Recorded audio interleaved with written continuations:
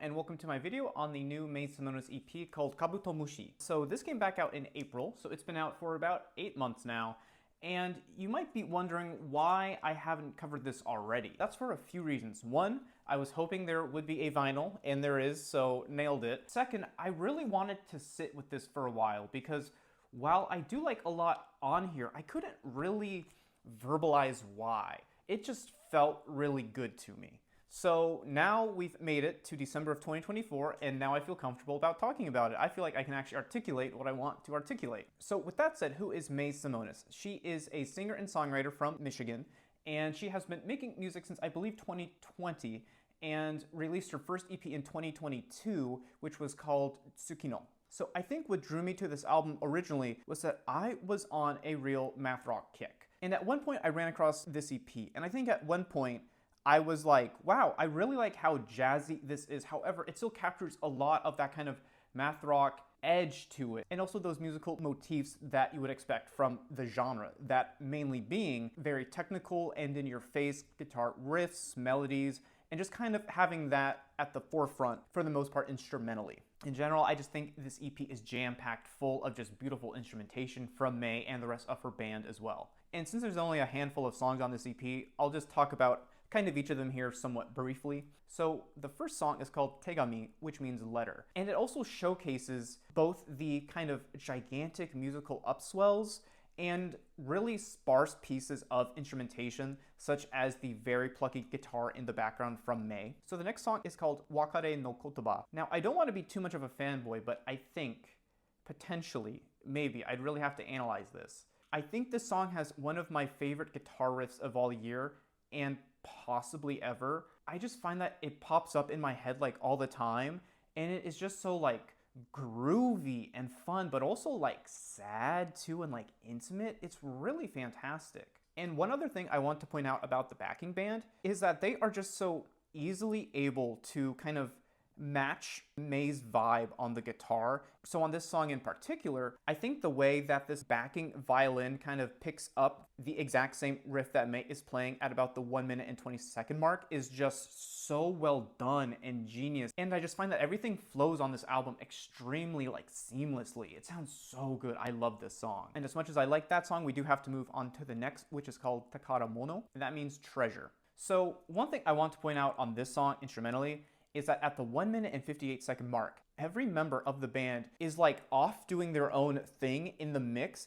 However, there is still this like really great sense of like togetherness and community that comes as a result of that, and I just think that sounds fantastic. There are so many instances where the song just kind of bursts into a cacophony of sound, and it still is like so all on point and perfect and just, like I said, like seamless. It's just really well done. So the next song is called Inaka. Again, the main guitar riff on here is so math rock and jazzy, and it is just so much so that I don't know how someone could consider this EP not a math rock project, because in my opinion, it just is so quintessentially math rock in just all kinds of moments across this EP. And then of course, the backing band killing it once more. And I say that because there are these gorgeous orchestral flourishes off the back end of the main theme around the like 1 minute and 24-second mark of this song. I love those too. So the final song is called Kabutomushi, so it's the title track for this EP, and it is arguably my favorite song on the album. I know I was really hyping up Wakare no Kotoba, but I feel like this is really the one. This is the one, this is the finisher, this is the note that she wants to go out on. I guess somewhat ironically though, I don't listen to this song a lot. And that is because it is like incredibly like sad and kind of devastating in a way. And I feel like I internalize... My ring just fell off. That shit's crazy. However, I don't really listen to the song a lot because I just feel that I maybe am internalizing the emotion behind it a little bit too much, and I just don't want to like be de-vibed throughout my day. I do listen to this EP all the way through a few times a week, and I never skip this song, but it is one that I almost dread coming up in the track list because I'm like, oh shit, I'm about to feel something in like 2 minutes. I don't know if I like that. So anyway, for this song too, I only really have good things to say about it. I think one of my favorite moments on this song is that I just really love how Mei kind of harmonizes with the strings on this song towards the back end of it. Sounds fantastic there. And similarly, I really like the way she ends the song with humming. I feel like that's a very appropriate way to end a song of this kind of subject matter and also caliber too. And to kind of put my English major hat on here for 1 second, I feel like she kind of ends it with a hum, because at that point at the end of the song, it's almost like she has nothing left to say about the situation of the song and its like themes. And because of that, there's no real reason to verbalize anything else. While she still wants to sing and be verbally present, she feels that she doesn't really need to have words to express that in that moment, at least from what I kind of gather from reading into the song. And I just think that is a cool way to not only end a song, but also end a whole project. So yeah, really hats off to her for that. I think that was a really cool moment on the project. On that point too, I just think that Mei is a really fantastic lyricist as well. Generally, I think her kind of cross-integration of English and Japanese lyrics works really well for her style and the vibes of all the songs. I find that the verses and the refrains flow into each other like seamlessly, despite the fact that they are in different languages. And on top of that too, she just writes some like really cute lyrics. I think on the song Takaramono just shows this like really great sense of like sentimentality and kind of affection for someone else. I think the main refrain on there is all of the little things you do to make me feel better than I should.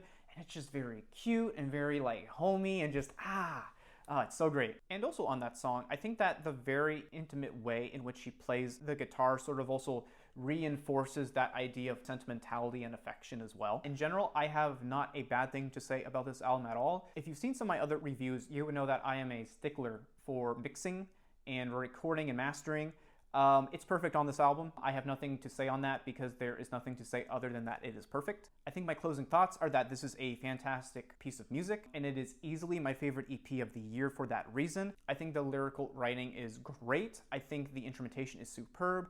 And as I said, the mixing is perfect on every song in every case. Of course, while I think Mei is so fantastic on this album of hers, her bandmates really knock it out of the park too. So for that reason, I feel like it would be a disservice if I also didn't shout them out. So according to the Bandcamp listing for this EP, the other musicians for this EP include Noah Long and Claudius Agrippa on violin, the bassist is Jaden Rayson, and Ransom McCaffrey is on drums. Now, you might have noticed that I haven't scored it yet. I don't know if it's obvious, but I think that this is easily a 10 out of 10 EP. I am very much looking forward to that first official Mei Semones album. No matter what it takes, I'll fight someone if I have to, I'll make it happen. But yeah, I really enjoyed this. I'm going to be listening to this for months and years to come, I'm sure of it. I've probably listened to it, I'm not lying, 30 to 40 times so far this year, if not more. That's just kind of what it feels like at this point. Maybe easiest 10 out of 10 that I've ever given in my life. Like I said, I've got nothing bad to say. I've got no real even criticism or like points of contention. I would also say check out Mei's 2022 EP as well. And if you buy the vinyl, it comes on the back of it. So you get 2 EPs for the price of 1. So definitely do that. And if it's sold out, well, sorry to hear that. Suck it. You missed out. So thank you for watching. I really appreciate it. If you have any other thoughts on the album, let me know in the comments. And I will respond nicely if they're nice. And if you disagree with me, I'm going to be really mean about it. So choose wisely. And yeah, have a good rest of your day. Thank you for watching.